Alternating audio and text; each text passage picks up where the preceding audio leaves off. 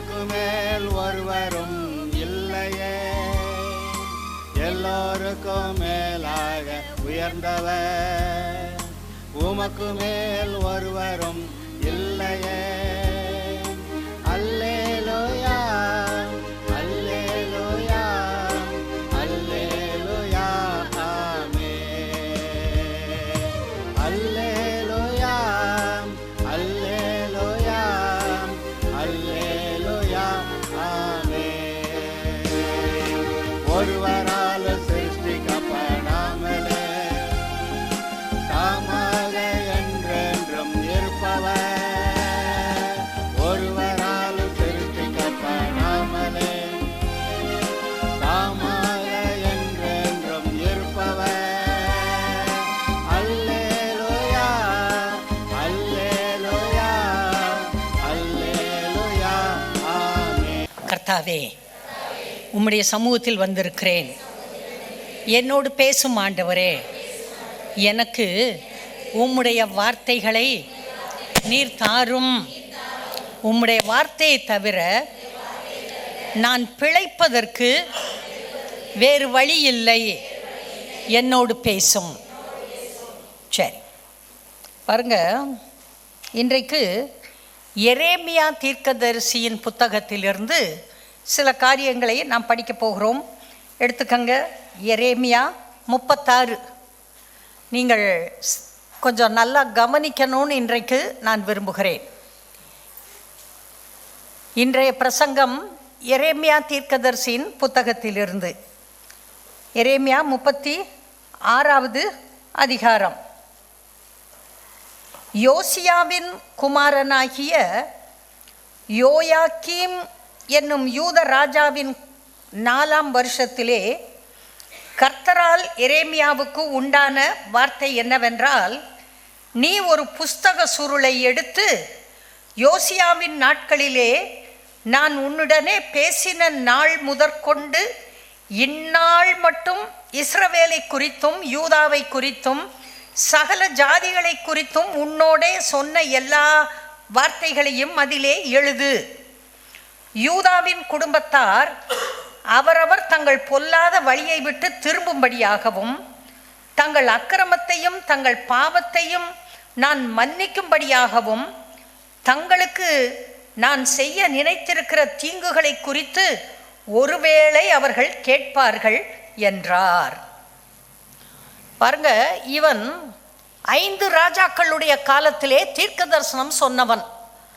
கிட்டத்தட்ட 40 வருடங்களாக எரேமியா தீர்க்க தரிசனம் சொல்லிக்கொண்டே இருக்கிறார். 40 வருடமும் ஒரே பிரசங்கம்தான். என்ன பிரசங்கம்?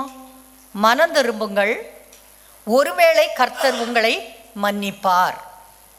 இஸ்ரவேல் ஜனங்கள் எகிப்து தேசத்திலிருந்து வந்தார்கள். வந்தவர்கள் எகிப்திலே இருந்த சில கெட்ட பழக்கங்களையும் கொண்டு வந்து விட்டார்கள். கானான் தேசத்திலே வேறு தெய்வ வணக்கத்திற்கு போய்விட்டார்கள், பாகால் வணக்கத்திற்கு. எத்தனையோ முறை கர்த்தர் பேசியும் எச்சரித்தும் அவர்கள் கேட்கவில்லை. பல தீர்க்கதரிசிகளை கர்த்தர் எழுப்பினார். சில நல்ல ராஜாக்கள் வந்தார்கள். யார் சொல்லியும் இந்த ஜனம் கேட்கவில்லை.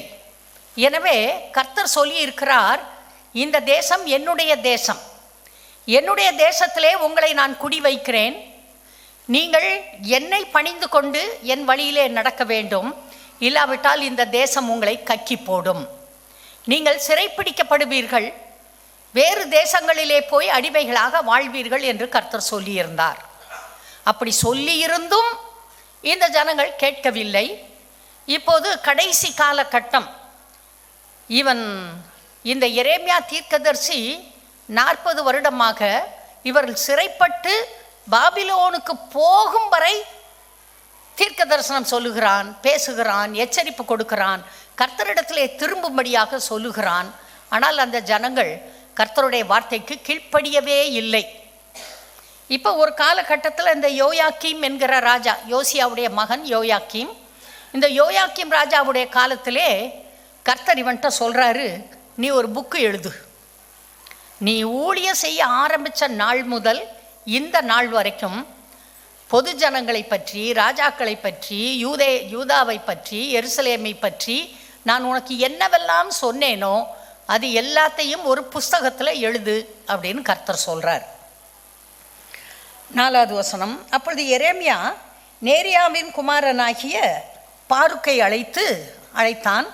பாருக்கு என்பவன் கர்த்தர் எரேமியாவுடனே சொல்லி வந்த எல்லா வார்த்தைகளையும் அவன் வாய் சொல்ல ஒரு புஸ்தக சுருளில் எழுதினான். பின்பு எரேமியா பாருக்கை நோக்கி, நான் அடைக்கப்பட்டவன், நான் கர்த்தருடைய ஆலயத்துக்குள் பிரவேசிக்க கூடாது.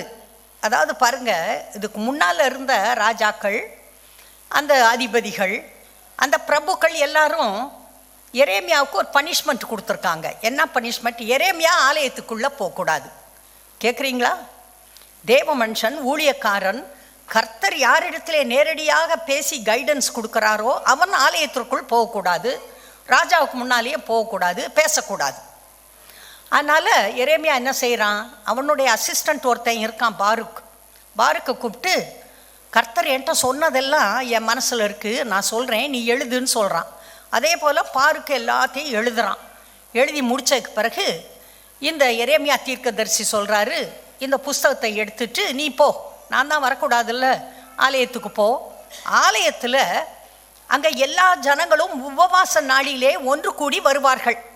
ஜனங்கள் கூடி இருக்கும்போது எல்லாருடைய காதுகளும் கேட்க இந்த புஸ்தகத்தில் இருப்பதை நீ வாசிக்க வேண்டும் என்று சொன்னான்.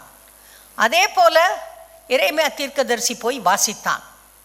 வாசித்ததை அந்த ஜனங்கள் கேட்டார்கள். கேட்டு ஒருவரும் மனம் திரும்பவில்லை. எல்லா ஜனங்களும் உபவாசிக்கிறாங்க. எதுக்கு உபவாசிக்கிறாங்க? கர்த்தர் தங்களை ஆசீர்வதிக்கணும்னு தான் உபவாசம் எடுக்கிறாங்க. ஆலயத்துக்கு தான் வந்திருக்கிறாங்க, ஆலயத்தில் தான் உட்காந்துருக்கிறாங்க. பாருக்கு இங்கே வாசிக்கிறான், ஆனால் ஒருவரும் மனம் திரும்பவில்லை. ரொம்ப மோசமான நிலைமை. அதற்கு பிறகு அந்த ஜனங்கள் என்ன செய்தார்கள்?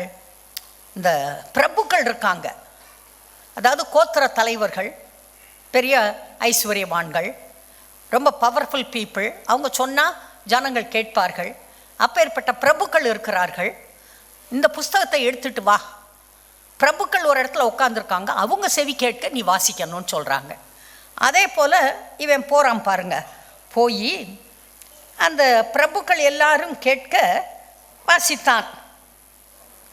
15வது வசனம் பாருங்க. அவர்கள் அவனை நோக்கி, நீ உட்கார்ந்து கொண்டு நாங்கள் கேட்க வாசி என்றார்கள். அவர்கள் கேட்க வாசித்தான். அப்பொழுது அவர்கள் எல்லா வார்த்தைகளையும் கேட்கையில் பயமுற்றவர்களாய் ஒருவரை ஒருவர் பார்த்து பாருக்கை நோக்கி, இந்த எல்லா வார்த்தைகளையும் ராஜாவுக்கு நிச்சயமாய் அறிவிப்போம் என்றார்கள். அவன் வாய் சொல்ல, நீ இந்த வார்த்தைகளெல்லாம் எவ்விதமாய் எழுதினாய், அதை எங்களுக்கு சொல் என்று பாருக்கை கேட்டார்கள். அங்கே இருக்கிற பிரபுக்கள்லாம் இப்போ பாருக்கிட்ட கேட்குறாங்க, நீ எப்படி எழுதுன சொல்லு. காலை வச்சு எழுதுனேன்னா சொல்லுவான்? கர்த்தர் சொல்லியிருக்காரு, அதை தீர்க்கதரிசி சொல்ல இவன் எழுதியிருக்கான், புக்கை கொண்டு வர்றான், வாசிக்கிறான். வாசித்ததை கேட்டோன்னா பயமாக இருக்குது உங்களுக்கு, பிரபுக்களுக்கு பயமாக இருக்குது. ஐயோ தண்டனை வந்துருமோ, கர்த்தர் நியாய தீர்ப்பை கொடுத்து விடுவாரோ, பயப்படுறாங்க. எப்படி எழுதுன சொல்லு. அதற்கு பாருக்கு, அவர் தமது வாயினால் இந்த எல்லா வார்த்தைகளையும் உரைத்து என்னுடனே சொன்னார், நான் மையினால் புஸ்தகத்தில் எழுதினேன் என்றான். இவன் பாருங்க சிம்பிளாக சொல்லிட்டான். வாயில் அவர் சொன்னார்ப்பா, நான் மை எடுத்து பேனாவை எடுத்து எழுதினேன்னு சொல்லிட்டான். அப்பொழுது பிரபுக்கள் பாருக்கை நோக்கி, நீயும் எரேமியாவும் போய் ஒளித்து கொள்ளுங்கள், நீங்கள் இருக்கும் இடத்தை ஒருவரும் அறியப்படாது என்று சொல்லி சொன்னதும் இல்லாமல் இப்போ என்ன சொல்கிறாங்க? போய் ஒளிஞ்சுக்கோ, உங்களுக்கு ஆபத்து வந்துடும், போய் ஒளிஞ்சுக்க. கர்த்தர் ஏற்கனவே இவனை அழைத்தார். யாரை? எரேமியாவை. எரேமியா சின்ன வாலிப பையன். அவனை கூப்பிட்டு சொல்கிறாரு, எரேமியாவே, நான் உன்னை உபயோகப்படுத்த போகிறேன், நீ ஜனங்களுக்கு நான் சொல்கிறது எல்லாத்தையும் சொல்லணும், தீர்க்க தரிசனம் உரைக்கணும்னு முதல்ல நீங்கள் 1வது அதிகாரத்திலே வாசிக்கலாம். அவன் சொல்கிறான், ஐயோ ஆண்டவரே, எனக்கு ஒன்றும் தெரியாது, நான் சின்ன பையன், எனக்கு எப்படி உங்கள்கிட்ட பெரிய ஆளுகிட்ட போய் சொல்ல முடியும்? நீங்கள் பிரபுக்கள்கிட்ட, ராஜாக்கள்கிட்ட, பொது ஜனங்கள்கிட்ட எல்லார்ட்டையும் பேச சொல்கிறீங்களே, எனக்கு பயமாக இருக்குது சொல்கிறான். இவன் ஒரு ஆசாரியனுடைய மகன், ஆனதோத் என்ற ஊரை சேர்ந்தவன். கர்த்தர் என்ன சொன்னார்? சரி உனக்கு பயமாக இருக்கா ஓடிப்போன்னு சொன்னாரா? அப்படி சொல்லலை. எரேமியாவே பயப்படாத, நான் உன் கூட இருக்கிறேன். ஆனால் ஒன்று, நீ அவங்களுக்கு பயப்படக்கூடாது. நீ யார்கிட்ட பேச போறியோ அவங்களுக்கு நீ பயப்படக்கூடாது. நான் சொல்கிறதெல்லாம் காதில் கேட்டு உன் வாயால் நீ பேசணும். பிடுங்கவும் கட்டவும் அவிழ்க்கவும் எல்லாவற்றுக்கும் உனக்கு அதிகாரம் கொடுத்துருக்கிறேன். ஆனால் நீ பயப்பட மட்டும் கூடாது. இவனுக்கு கர்த்தர் சொன்னதே பயப்படாமல் பேசு என் வார்த்தைகளை. எல்லாரும் சொல்லலாம், பயப்பட மாட்டேன், கர்த்தருடைய வார்த்தையை தைரியமாக பேசுவேன். வானத்துக்கும் பூமிக்கும் சொந்தக்காரர் அவர்தான். எல்லாவற்றையும் சிருஷ்டித்திருக்கிறார். அவர்தான் உங்களையும் என்னையும் சிருஷ்டித்தவர். அவர்தான் உயிர் கொடுத்து நம்மை இந்த பூமியிலே வைத்திருக்கிறார். அவர் ஒன்றை நாம் சொல்ல வேண்டும், பேச வேண்டும் என்று சொல்லும்போது மனிதன் அதை கேட்டு பேச வேண்டும். அது கர்த்தருடைய கட்டளை. மற்றவர்களுக்கு சொல்ல சொன்னால் சொல்ல வேண்டும். வாயை திறந்து நீ அறிக்கை செய் என்று சொன்னால் வாயை திறந்து அறிக்கை செய்ய வேண்டும். கர்த்தர் பேசு என்று சொல்லும்போது பேசாமல் இருக்கக்கூடாது. பிள்ளைகளே, இந்த மனுஷன்ட்ட சொல்கிறாங்க போய் ஒளிஞ்சுக்கோ, பேசாத, அமைதியா இரு. ஆனால் அதை கேட்பதற்கு இவன் ஆயத்தமாக இல்லை. கர்த்தர் தான் பேச சொல்லியிருக்காரே. அதே போல ராஜாவிடத்திலே போய் வாசிக்கிறார்கள். 21 பாருங்க. அப்பொழுது ராஜா அந்த சுருளை எடுத்து கொண்டு வர எகுதியை அனுப்பினான். எகுதி அதை சம்பிரதியாகிய எலிசாமாவின் அறையிலிருந்து எடுத்து கொண்டு வந்து ராஜா கேட்கவும், ராஜாவினத்தில் நின்ற எல்லா பிரபுக்களும் கேட்கவும் வாசித்தான். ராஜா கிட்டேயே வந்து பாருக்கு வாசிக்கிறான், தைரியமாக சொல்கிறான். 9ஆம் மாதத்திலே ராஜா குளிர்காலத்துக்கு தங்கும் வீட்டில் உட்கார்ந்திருந்தான். அவனுக்கு முன்பாக கணப்பு மூட்டி இருந்தது. நல்லா குளிர் நேரத்தில் கணன்னு கணப்பு மூட்டி நல்லா வாமா உட்கார்ந்து ராஜா வார்த்தையை கேட்குறான்.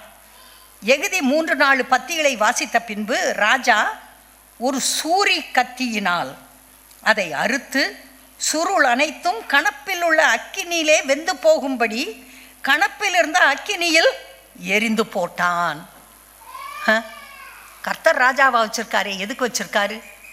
ஜனங்களுக்கு கர்த்தரை பற்றி போதிச்சு கர்த்தருடைய வழியில் நடத்தி அந்த தேசத்தில் நல்ல காரியம் நடந்து அந்த யூதா வம்சத்தில் பின்னாலே மேசியா பிறக்கிறதுக்கு நல்ல ஒரு ஜனக்கூட்டத்தை எழுப்பணும். அதுக்காக தானே கர்த்தர் இவர்களை அந்த தேசத்திற்கு கொண்டு வந்தார். இதுதானே அவர் ஆபிரகாமுக்கு கொடுத்த ஆணை. எங்கேயோ பரதேசியாய் இருந்து ஏதோ சில விக்கிரகங்களை செய்து விற்று கொண்டிருந்த ஒரு குடும்பத்தில் பிறந்த அந்த ஆபிரகாமை பல 100 கிலோமீட்டர் டிராவல் பண்ணி வந்து இந்த தேசத்தில் நீளம் அகலம் எவ்வளவோ நடந்து திரி கால் வைக்கும் இடத்தை கொடுப்பேன் என்று சொல்லி கர்த்தர் அந்த தேசத்தை இவர்களுக்கு கொடுத்து, பிறகு இவர்கள் எல்லாரும் எகிப்திலே போய் 430 வருடம் இருந்து திரும்பவும் கிளம்பி வந்து 40 வருஷம் வனாந்தர யாத்திரையை முடித்து இப்போது தேசத்திலே வந்து இருக்கிறார்கள். இத்தனை ஆயத்தமும் மேசியா வருவதற்காக, உலக இரட்சகர் பிறப்பதற்காக. இன்றைக்கு சந்தோஷமாக கிறிஸ்மஸ் கொண்டாடுறோம். உலக இரட்சகர் பிறந்தார், ஜனங்களுக்கு ரட்சிப்பு வந்தது, மீட்பு வந்தது. அதை சொல்லுவதற்காக ஒரு தேசம் இருக்கிறது. வேற பர்பஸே கிடையாது. இன்னைக்கு நீங்கள் எதுக்கு வந்திருக்கிறீங்க? இயேசுவை பற்றி கேள்விப்பட்டீர்கள், மனமோந்து ரட்சிக்கப்பட்டிருக்கிறீர்கள், அவருடைய பிள்ளைகளாக வாழ்கிறீர்கள். உங்களுக்கு பரலோகம் நிச்சயம். நிச்சயமாக மரிக்கும்போது தேவனுடைய ராஜ்யத்திற்கு போவீர்கள். ஆனால் அதற்கு முன்னே இந்த பூமியிலே வாயை மூடிக்கொண்டு இருக்காமல் வாயை திறந்து பேச வேண்டும், செய்தியை அறிவிக்க வேண்டும், ஜனங்களுக்கு சுவிசேஷத்தை சொல்ல வேண்டும், ஜனங்களை ரட்சிப்புக்குள்ளே நடத்த வேண்டும், பாடுபடுகிற ஜனங்களுக்காக ஜெபிக்க வேண்டும்.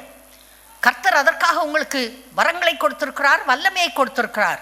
வேதாகமம் இருக்கிறது, பரிசுத்த ஆவியானவர் உங்களுக்குள் இருக்கிறார். இவங்களையெல்லாம் வச்சுட்டு சும்மா இருக்கக்கூடாது.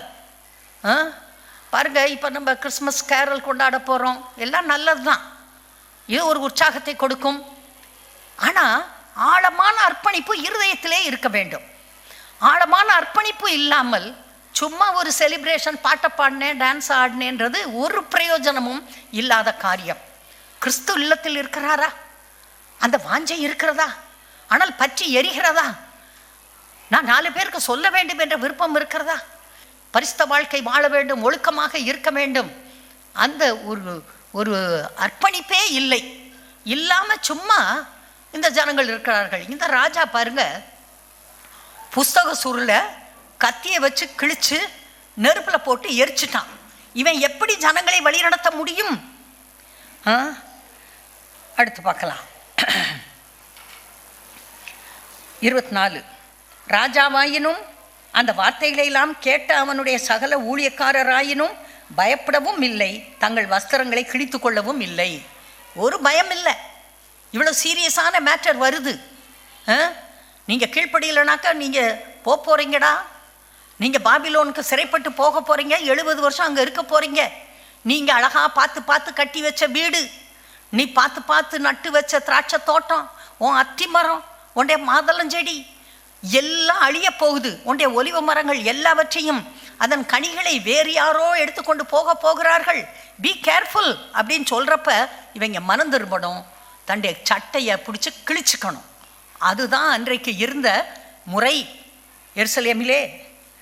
ஆனால் இவர்கள் பயப்படவும் இல்லை, வஸ்திரங்களை கிழித்து கொள்ளவும் இல்லை. 25. எல்நாத்தானும் தெலாயாவும் கெமரியாவுமோ அந்த சுருளை சுட்டெரிக்க வேண்டாம் என்று ராஜாவினிடத்தில் விண்ணப்பம் பண்ணினார்கள். ஆனாலும் அவர்களுக்கு அவன் செவி கொடாமல் பாருக்கு என்னும் சம்பிரதியையும் எரேமியா தீர்க்கதரிசியும் பிடிக்கும்படிக்கு ராஜா ஆள் அனுப்புகிறான். போய் அவங்க 2 பேரையும் பிடிச்சிட்டு வா. அதில் கடைசி லைன் பாருங்க, ஆனாலும் கர்த்தர் அவர்களை மறைத்தார். கர்த்தர் தன்னுடைய பிள்ளைகளுக்கு பாதுகாப்பு கொடுக்கிறார். கர்த்தர் இவங்க போய் அங்கே மாட்டிக்க கூடாதுன்னு மறைக்கிறார். ஏனென்றால் கர்த்தருக்கு ஒரு நோக்கம் இருக்கிறது, இவர்களை கொண்டு ஏதோ செய்ய வேண்டும். கர்த்தர் என்ன செஞ்சாரு? 28 பாருங்க, நீ திரும்ப வேறொரு சுருளை எடுத்து யூதாவின் ராஜாவாகிய யோயாக்கீம் சுட்டரித்த 1ஆம் சுருளில் இருந்த முந்தின வார்த்தைகளை எல்லாம் அதிலே எழுது என்றார். மேலும் யோயாக்கீமை நோக்கி, பாபிலோன் ராஜா நிச்சயமாய் வருவான் என்பதையும் அவன் இந்த தேசத்தை அழித்து அதில் இருந்து மனுஷரையும் மிருகங்களையும் ஒழிய பண்ணுவான் என்பதையும் நீ அதில் எழுதினதே என்று சொல்லி அந்த சுருளை நீ சுட்டரித்தாயே என்று கர்த்தர் சொல்லுகிறார். 31. நான் அவனிடத்திலும் அவன் சந்ததியினிடத்திலும் அவன் பிரபுக்களிடத்திலும் அவன் அக்கிரமத்தை விசாரித்து அவன் மேலும் எருசலேமின் குடிகள் மேலும் யூதா மனுஷர் மேலும் நான் அவர்களுக்கு சொன்னதும் அவர்கள் கேளாமல் போனதுமான தீங்கு அனைத்தையும் வரப்பண்ணுவேன் என்று கர்த்தர் சொல்லுகிறார் என்று சொல் என்றார். அதே போல எரேமியா வேறொரு சுருளை எடுத்து பாருக்க எழுத சொல்லி அதை எல்லாத்தையும் முதல்ல சொன்ன வார்த்தைகளை எழுதி இன்னும் கர்த்தர் என்னென்னமோ சொல்றாரு எல்லாவற்றையும் எழுதி அதை பத்திரப்படுத்துகிறான்.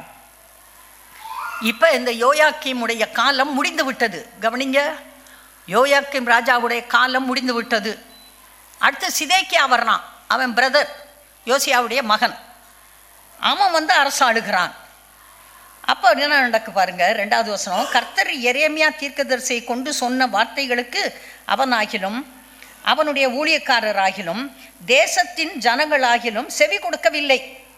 சிதேக்கியா ராஜாவோவெனில் எரேமியா தீர்க்கதரிசியினிடத்தில் ஆள் அனுப்பி, நீ நம்முடைய தேவனாய கர்த்தரை நோக்கி எங்களுக்காக விண்ணப்பம் பண்ண வேண்டும் என்று சொல்ல சொன்னான். அடுத்த ராஜாவுக்கு கொஞ்சம் பயமாக இருக்குது. என்னடா இவ்வளோ சீரியஸாக மேட்ரு போயிடுச்சே, இப்போ தீர்க்கதரிசிட்டே சொல்லி ஐயா ஜெபம் பண்ணுங்க, கொஞ்சம் எப்படியாவது நாங்கள் தப்பிச்சுக்கணும், கொஞ்சம் ஜெபம் பண்ணுங்க என்று ஜெபம் பண்ண சொல்லுகிறான். 8 பாருங்க. கல்தேயரோவென்றால் திரும்பி வந்து இந்த நகரத்துக்கு விரோதமாக யுத்தம் பண்ணி அதை பிடித்து அதை அக்கினியினால் சுட்டெரிப்பார்கள். எரேமியா இதைத்தான் சொல்கிறான். நீ என்னை ஜெபம் பண்ண சொல்கிற, ஆனால் கர்த்தர் உனக்கு ஒன்று சொல்கிறாரு. என்ன சொல்கிறாரு? கட்டாயமாக பாபிலோன் ராஜா வருவான், இந்த ஊரை பிடிப்பான், இதை சுட்டெரிப்பான் என்று சொல்லிவிட்டார்கள். பாருங்க, முதல்ல ஒரு தடவை பாபிலோன் ராஜா வந்தான். அவன் அங்கு இருந்த பெரிய கெட்டிக்காரர்கள், மேதைகள், ஞானிகள், ராஜா குடும்பத்தை சேர்ந்தவர்கள், மற்ற பிரபுக்கள், வம்சங்கள், இவர்களையெல்லாம் சிறைப்பிடித்து கொண்டு போய்விட்டான். அப்போ தான் தானியேல், சாத்ராக், மேஷாக், ஆபேத்நேகோ இவர்கள் எல்லாரும் கொண்டு போகப்பட்டார்கள். அதற்கு பல வருடங்களுக்கு பின்பாக மீண்டும் அவன் வருகிறான். வந்து என்ன பண்ணுறான், இந்த சிதேக்கியா காலத்தில் எருசலேமை சுட்டெரித்தான், தேவாலயத்தை சுட்டெரித்தான். அடுத்து அங்கிருந்து 10,000 ஜனங்களை சிறைப்பிடித்தான். அவர்கள் எல்லோரையும் அங்கே கொண்டு போய் விட்டான். அவர்கள் எல்லாரும் இப்போ அழுது புலம்பி அங்கே போய் கிடக்காங்க. ஏன்? எரேமியாவை கொண்டு கர்த்தர் தீர்க்க தரிசனம் உரைத்த போது அதை கேட்க மனமில்லை. தங்கள் இஷ்டப்படி வாழ்ந்தார்கள். அதனால் கர்த்தர் சிறையிருப்புக்கு அனுப்பிவிட்டார். அவர்கள் என்ன பாவம் செய்தார்கள்? யெகோவா தேவனை விட்டு விட்டார்கள். பாகாலுக்கு பலியிட்டார்கள். பிள்ளைகளை தீக்கடக்க பண்ணினார்கள். அவர்கள் செய்யாத அக்கிரமமே இல்லை. அவ்வளோ துன்மார்க்கமாய் நடந்தார்கள். அதனால் கர்த்தர் எப்போதும் சுத்த ஒரு ஜாதி இருக்க வேண்டும், மேசியா பிறப்பதற்கு அது ஆயத்தமாக இருக்க வேண்டும் என்பதிலே நோக்கமாய் இருக்கிற கர்த்தர் அந்த நோவா காலத்தில் எல்லாரையும் அழித்து விட்டார். ஒரே ஒரு குடும்பம், பரிசுத்த குடும்பம் காப்பாற்றப்பட்டது.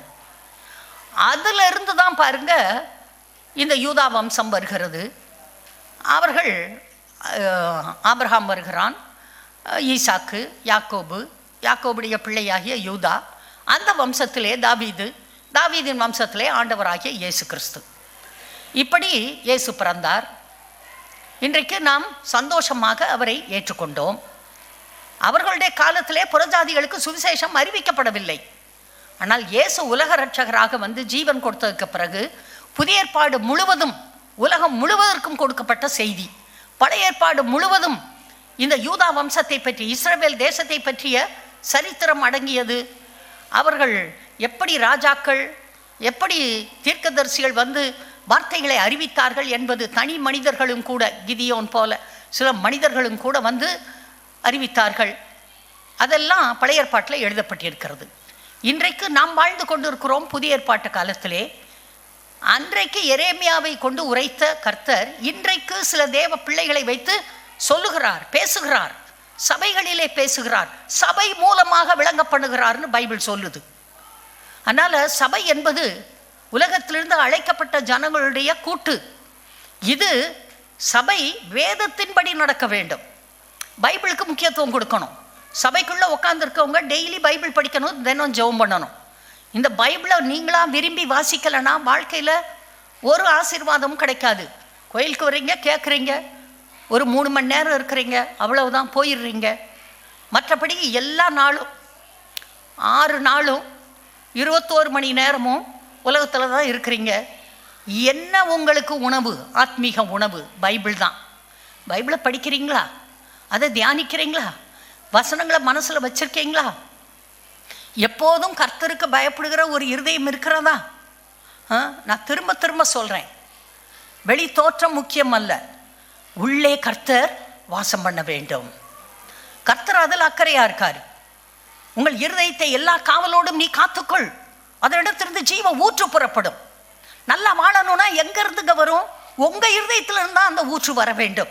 ஜீவ ஊற்று உங்களுக்குள்ளிருந்து தான் வர வேண்டும். பாஸ்டர்கிட்ட வராது, கடவுள்கிட்ட இருந்து வராது. அவர் வேலையை செஞ்சு முடிச்சுட்டாரு. கடவுள் வந்து புதுசாக உங்களுக்கு ஒன்றும் செய்ய போகிறது இல்லை. அவர் சொல்லுவார், நீங்கள் என்ன போய் கேட்டாலும் சிலுவையை பார், என்னுடைய குமாரனை பார், வார்த்தையை பார், வார்த்தை மாம்சமாகி உங்களுக்குள்ளே வந்து வாசம் பண்ணினார், அவரை பாரு. புதுசாக என்னை கூப்பிடாத, இன்னொரு தடவை என் குமாரனை அனுப்ப மாட்டேன், இன்னொரு தடவை உனக்காக அவர் சிலுவைக்கு போக மாட்டார். எல்லாம் செய்து முடிந்தது. இயேசு சொன்னார், முடிந்தது, எல்லாம் முடிந்தது. இப்போது உங்களுடைய காலம். நீங்கள் தான் வாயை திறந்து பேசணும், நீங்கள் தான் இருதயத்தில் விசுவாசிக்கணும், நீங்கள் தான் வசனத்தை படிக்கணும், நீங்கள் தான் அதை இருதயத்தில் வைக்கணும். நீங்கள் பேச பேச உங்களுக்கு நடக்கும். கர்த்தருடைய பிள்ளைகளே, இது விளையாட்டு காரியம் இல்லைப்பா, இது ரொம்ப முக்கியமான விஷயம். Love God. கர்த்தரை நேசிங்க, முதலிடம் கர்த்தருக்கு கொடுங்க. கணவன், மனைவி, பிள்ளைக்கு எல்லாம் முக்கியம், நான் ஒன்றும் இல்லைன்னு சொல்லலை. முதலிடம் கர்த்தருக்கு. அவரை தேடும்போது இவைகள் எல்லாம் உங்களுக்கு கூட கொடுக்கப்படும். எல்லாம் தேடி உங்கள் பின்னால் வரும். முதலிடம் கர்த்தருக்கு, அடுத்த இடம் உங்களுக்கு. உங்களுக்கு என்ன? உங்களை நேசித்து என்ன செய்யணும்? பைபிளை படிக்கணும், கர்த்தரை விசுவாசிக்கணும், உங்கள் ஆவி பலமுள்ளதாக இருக்கணும். அப்போ ஆவி பலம் இல்லைனாக்க வீட்டில் இருக்க ஒன்றும் நடக்காது. அடுத்தது உங்களுடைய கணவனோ மனைவியோ, ஸ்பவுஸ் முக்கியம். அவங்க ஆவிக்குரியவங்களா இருக்காங்களா? அவங்களுக்கு பைபிள் படிக்க நேரம் கொடுத்தோமா, ஜெபம் பண்ண நேரம் கொடுத்தோமா, அவங்கள கோயிலுக்கு போக சொன்னோமா, கூட்டங்களுக்கு போக சொன்னோமா, அவங்க நேரம் செலவு பண்ணுறாங்களா, அதை கவனிங்க. அதுக்கு பிறகு உங்கள் பிள்ளைங்க, உங்கள் வீட்டில் உங்களுக்கு பிறந்த உங்கள் பிள்ளைங்க, இந்த ஊரில் ஒன்று சொல்லுவாங்க, ஊரார் பிள்ளைய ஊட்டி வளர்த்தா தான் பிள்ளை தானாக வளரும். ஏமாந்து போயிடாத. முட்டா பயலுக எவனோ சொல்லி வச்சுருக்கான், உன் பிள்ளையை ஊட்டி வளர்த்தாதான் உன் பிள்ளை வளரும். ஊரா வீட்டு பிள்ளையை ஊட்டி வளர்த்தினா ஊரா வீட்டு பிள்ளை தான் வளரும். பிள்ளைய கவனிக்க. எதுக்கு கேட்டு பிள்ளைய பெற்றுக்கிட்டீங்க? பிள்ளைகளை கர்த்தருக்கு பிரியமாக வளர்க்கணும். பிள்ளைங்க முக்கியம். பிள்ளைகளுக்கு சுவிசேஷம், பிள்ளைகளுக்காக ஜெபம். பிள்ளைகளை கவனிங்க. பிள்ளைகளை கவனிச்சாச்சு. அடுத்து உங்களை பெற்ற அப்பா அம்மா, உங்கள் மாமனார் மாமியார், இந்த 4 பேர் இருக்காங்க, அவங்கள கவனிங்க. அவங்கள கீழே இறக்கி விட்டுட்டு போய் தெருவா பிச்சை எடுக்க விட்டுட்டு நீயும் உன் பொண்டாட்டி உட்காந்து நல்லா சாப்பிடு. என்ன ஆகும்? அப்பா அம்மாவை கவனிக்காதவங்களை கர்த்தர் சொல்கிறாரு, நதியின் காகங்கள் உன் கண்ணை புடுங்குன்னு போட்டிருக்கு. தெரியுதா? இன்றைக்கி உனக்கு முடியல, இப்படி வலிக்குது, இங்கன அங்கனனாக்கா காரணம் அதான். அப்பா அம்மாவை கவனி. சாப்பிட்றாங்களா? பைக்கு நீ வேறு ஒன்றும் செய்ய வேண்டாம், பணம் அவங்களுக்கு இருக்கா, சாப்பிட்றாங்களா, அதை கவனி. மற்றதெல்லாம் அது தன்னால் நடக்கும். அவங்களுக்கு சோறு இருக்கா, வீடு இருக்கா, அவங்களுக்கு ட்ரீட்மெண்ட்டுக்கு பணம் இருக்கா, அதை மட்டும் கவனிங்க. போய் அவங்கள கட்டி பிடிச்சி கொஞ்சிக்கிட்டு இருங்கன்னு சொல்ல வரல. அப்பா அம்மாவுக்கு பணம் இருக்கா, அதை கவனிங்க. அப்பா அம்மாவுக்கு பிறகு அதுக்கு பிறகு தான் ஊரில் இருக்க மற்றவங்க எல்லாரும், அண்ணன் தம்பி அக்கா தங்கச்சி ஃப்ரெண்ட்ஸு சொந்தக்காரன் எல்லாம் அப்புறம்தான். இப்போ ஒன்றும் அவசியம் இல்லை. முதல்ல கர்த்தரை தேடுங்கள், உங்களை கவனிங்க, உங்கள் குடும்பத்தை கவனிங்க. அப்போது நீங்கள் நன்றாக இருப்பீர்கள். இந்த எரேமியா தீர்க்கதரிசி இம்பிட்டு செஞ்சானே, அதுக்காக என்ன பண்ணாங்க பாருங்க. 15வது வசனம் 37வது. அப்பொழுது பிரபுக்கள் எரேமியாவின் பேரில் கடுங்கோபம் கொண்டு அவனை அடித்து அவனை சம்பிரதியாகிய யோனத்தானுடைய வீட்டில் காவற்படுத்தினார்கள். அவர்கள் அதை காவல் கூடமாக்கி இருந்தார்கள். அப்படியே எரேமியா காவல் கிடங்கின் நிலவரைகளில் பிரவேசித்து அங்கே அநேக நாள் இருந்தான். கொண்டு போய் அண்டர் கிரவுண்டில் வச்சுட்டான்.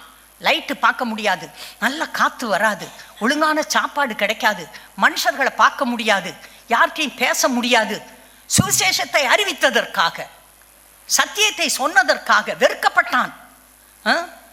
மற்றவங்களுக்கெல்லாம் ஆடணும், பாடணும், குதிக்கணும், அங்கே இங்கே ஊர் சுற்றணும். ஆனால் அந்த தேவ வசனத்தை கேட்கக்கூடாது. அதை பேசுகிறவனை கொண்டு போய் அண்டர் கிரவுண்டில் அடைச்சி வை. பாவம், இவன் அங்கே பரிதாபமாய் இருக்கிறான். பின்பு சிதேக்கியா ராஜா அவனை அழைத்தனுப்பி, கர்த்தரால் ஒரு வார்த்தை உண்டோ என்று ராஜா அவனை தன் வீட்டிலே ரகசியமாய் கேட்டான். எப்படி? எப்பா கர்த்தர் என்ன சொல்கிறான்னு கேட்டு சொல்லுப்பா. ரகசியமாக கேட்குறான். இது எரேமியா உண்டு, பாபிலோன் ராஜாவின் கையில் ஒப்பு கொடுக்கப்படுவீர் என்று சொன்னான். ஐயோ, ராஜா கூப்பிட்டு தனியாக கேட்குறாரு. பெரிய ஆள், அவரை காக்கா பிடிச்சிக்கணும்.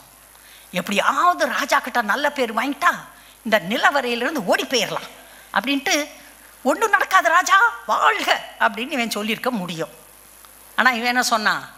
உண்டுடா, வருவான், அவன்கிட்ட நீ ஒப்பு கொடுக்கப்படுவி. தைரியமாக கர்த்தர் நான் சொல்லியிருக்கான்ல, நான் என்ன சொல்கிறேனோ அதை சொல்லு, உன் வாயை திறந்து ஒழுங்காக பேசு, பயப்படாத. அவர்கள் முன்பாக நான் உன்னை கலங்க பண்ணாத படிக்கு நான் சொல்லுவதை அவர்களுக்கு சொல்லு. ஏற்கனவே அவன்கிட்ட சொல்லியிருக்காரு, அவனுக்கு ட்ரைனிங்லாம் கொடுக்குறாரு. எப்படி சொன்னார்? கர்த்தர் கூப்பிட்டாரு, ஏப்பா எரேமியா என்னத்தை பார்க்குற? அவன் அப்படியே பார்க்குறான்.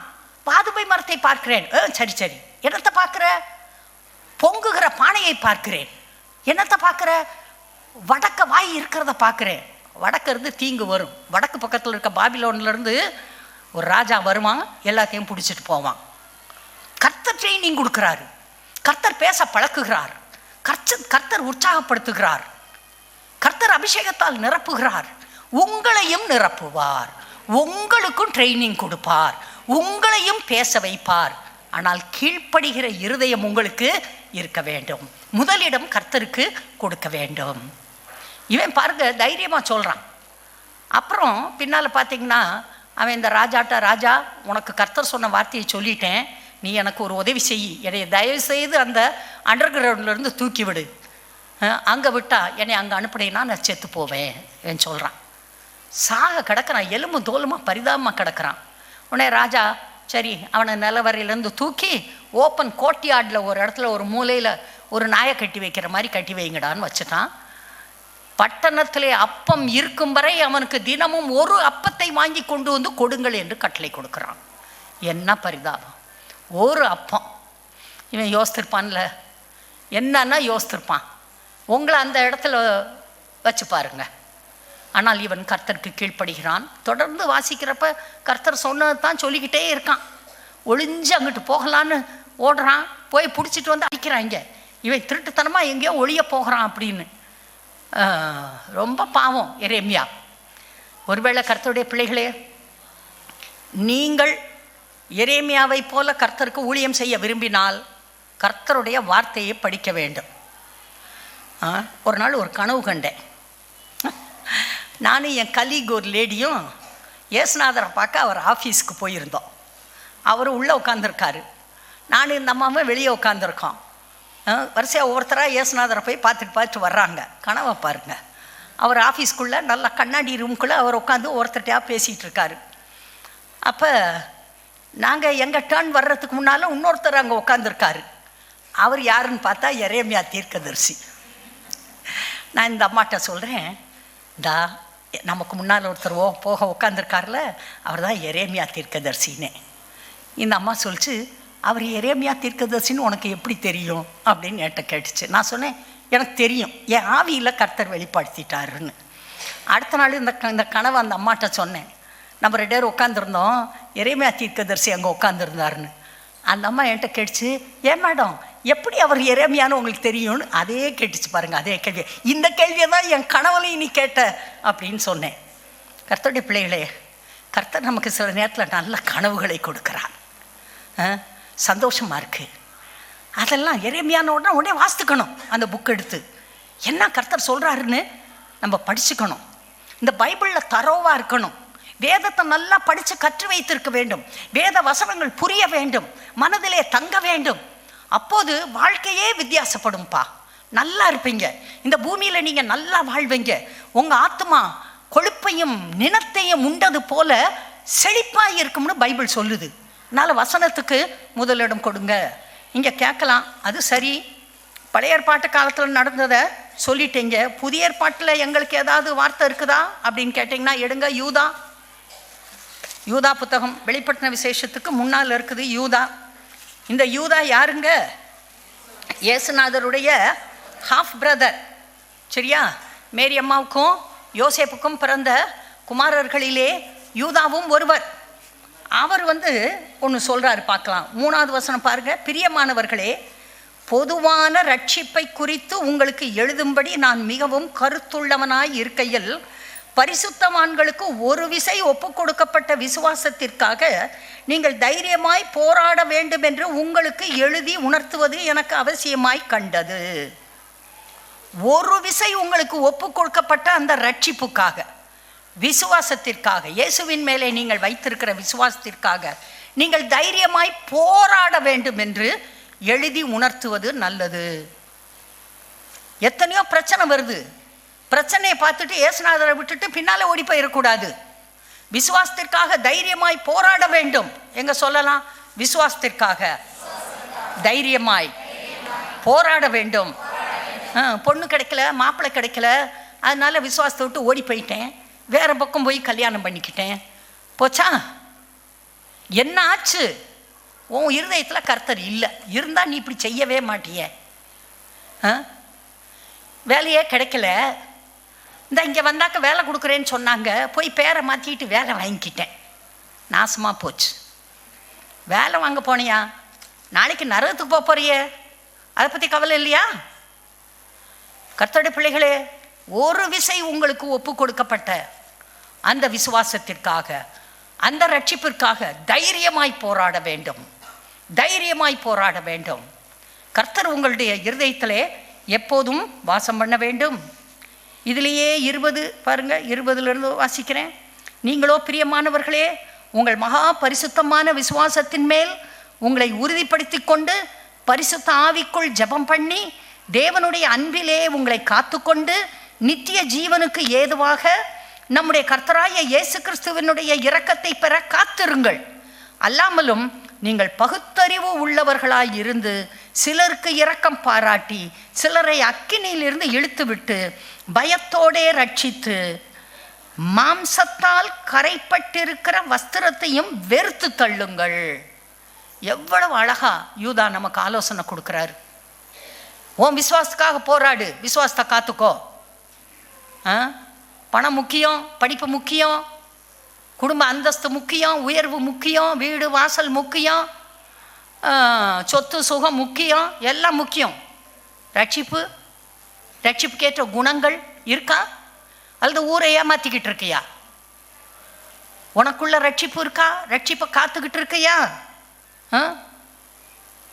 பரிசுத்தாவிக்குள் ஜெபம் பண்ணி நல்ல பரிசுத்தாவிலேருந்து ஜெபம் பண்ணு. போய் கொஞ்ச நேரம் உட்காந்து அழுது கிழுது புலம்பி உன் பாவத்தை அறிக்கை பண்ணி விட்டுட்டு, இனி நான் இந்த மாதிரி அக்கிரமம் பண்ண மாட்டேன், பாரபட்சமாக நடக்க மாட்டேன், கர்த்தாவே நான் ஒழுங்காக இருப்பேன்னு சொல்லி உன்னை டிசிப்ளின் பண்ணிட்டு தேவனுடைய அன்பிலே உங்களை காத்துக்கொண்டு, தேவ அன்பு இருதயத்தை நிரப்பட்டும். அன்பு இருக்கும்போது ஊழியம் செய்யாமல் இருக்கவே முடியாது. பகுத்தறிவு உள்ளவர்களாக இருந்து சிலருக்கு இரக்கம் பாராட்டி சிலரை அக்கினியிலிருந்து, அதாவது நரகத்துக்கு போகாமல் இழுத்து விட்டு பயத்தோடே ரட்சித்து மாம்சத்தால் கரைப்பட்டிருக்கிற வஸ்திரத்தையும் வெறுத்து தள்ளுங்கள். மாம்சீகமாக நடக்காத. ரட்சிக்கப்பட்டேன், ஞானஸ்நானம் எடுத்தேன், பரிசுத்த விஷயம் பெற்றேன், கோயிலுக்கு போகிறேன்னு சொல்லிட்டு அஸ்தமான வேலைக்கு போயிடாத. இந்த மாம்சத்தால் கரைப்பட்டு இருக்கிற வாழ்க்கை வேண்டாம். வெறுத்து தள்ளு, தூக்கி எறி. கர்த்தர் கீழ்ப்படிஞ்சு ஒழுங்காயிரு. 2 பேதுரு 3ஆம் அதிகாரம் 14வது வசனம் பாருங்க. ஆகையால் பிரியமானவர்களே, இவைகள் வர காத்திருக்கிற நீங்கள், எவைகள் வர காத்திருக்கிறவர்கள்? புதிய வானம் புதிய பூமி வர காத்திருக்கிற நீங்கள் கரையற்றவர்களும் பிழையில்லாதவர்களுமாய் சமாதானத்தோடே அவர் சந்நிதியில் காணப்படும்படி ஜாக்கிரதையாயிருங்கள். கரை உனக்குள்ள இருக்க வேண்டாம், பிழை உன்னிடம் இருக்க வேண்டாம். நீ சமாதானத்தோடு கர்த்தருடைய சந்நிதியிலே காணப்பட வேண்டும். ஜாக்கிரதையாயிரு. யூதா அப்படி சொன்னாரு, பேதுரு இப்படி சொல்றாரு. அடுத்து யாக்கோபு 5வது அதிகாரம், யாக்கோபு 5வது அதிகாரம் 19 பாருங்க. சகோதரரே, உங்களில் ஒருவன் சத்தியத்தை விட்டு விலகி மோசம் போகும்போது மற்றொருவன் அவனை திருப்பினால் தப்பிப்போன மார்க்கத்தினின்று பாவியை திருப்புகிறவன் ஒரு ஆத்மாவை மரணத்தினின்று ரட்சித்து திரளான பாவங்களை மூடுவான் என்று அறிய கடவன். உன்னை காத்துக்க. உன் சகோதரன் சகோதரி, உன் கணவன் மனைவி சத்தியத்தை விட்டு விலகி போகிறாங்களா? குடுமையை பிடிச்சி இழுத்து கொண்டு வந்து உட்கார வச்சு திரும்பவும் ரட்சிப்புக்குள்ளே நடத்திவிடு. நரகத்துக்கு போய் தொலைஞ்சிருவா. அந்த அருமை மனைவி நரகத்துக்கு போயிடுவா. அந்த அருமை புருஷன் நரகத்துக்கு போயிடுவான். பிடிச்சி இழுத்துட்டு வா. உன்னை கர்த்தர் அந்த வீட்டில் அதுக்கு தான் வச்சுருக்காரு. எதுக்கு வச்சுருக்காரு? 10 சங்கிலியை வாங்கி கழுத்தில் போட்டு இப்படி இப்படி நடக்கிறதுக்கா? ஏமாந்து போயிடாத. நல்ல பெரிய வீட்டில் ஒய்யாரமாக வாசம் பண்ணுறதுக்கா? ஒரு அம்மா அப்படி தான் கண்ணில் மைய போட்டு இப்படி இப்படி ஆட்டினாலாம். ஒரு தள்ளி விடுறான்னு சொன்னான்னா தள்ளி விட்டுட்டானா. கீழே வந்து விழுந்தாலாம், நாய் தின்றுச்சான், உள்ளங்கை மட்டும்தான் இருந்துச்சான். கர்த்தருக்காக வாழ்வது, ஜாக்கிரதாய் ஆத்மாவை காத்துக்கொள்வது, கர்த்தருடைய பிள்ளைகளாய் இருப்பது, தினமும் பைபிள் வாசிப்பது, ஜெபம் பண்ணுவது, ஆலயத்துக்கு வரும்போது செய்தியை கவனிப்பது, அதை தியானிப்பது, வசனங்களை நோட்டு போட்டு எழுதி அறிக்கை பண்ணுவது, இது எல்லாம் உங்களை காப்பாற்றும். ஜாக்கிரதையாக இருந்து கொள்ளுங்கள். Okay, God bless you.